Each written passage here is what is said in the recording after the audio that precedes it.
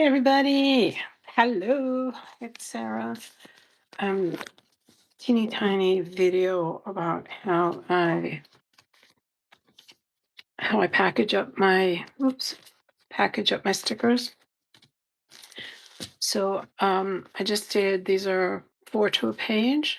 All right, they're laminated, they're cut, they're ready to go. On the back I put, now these are specifically for 2 stores. So it's the same price in both of them, $3.69. I'm actually running a special and one of them is 25% off. Sales aren't, I'll just be honest, sales aren't going great over there, so trying to really push it.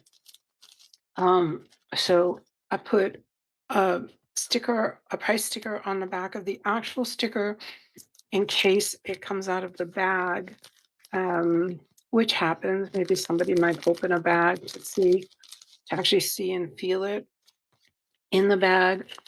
And I've started using bags because people tend to just walk off with little things like this. I saw one guy just had them in the back of his pocket. And I don't think he meant to steal them, but I'm pretty sure he walked out of the store without paying, but I don't know for a fact.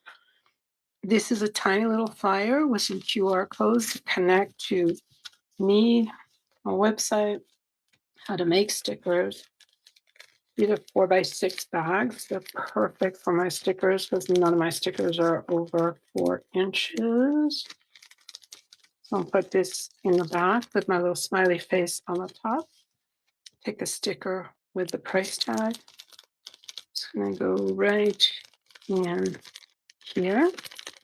Okay. Go ahead and seal it. Boom, boom. On the final part, I'll put another price tag right on the bag, and that'll go into the shop. I'll attach to this video a picture of the teeny tiny little booth that I have at Unique Treasures. All right, that's how I package.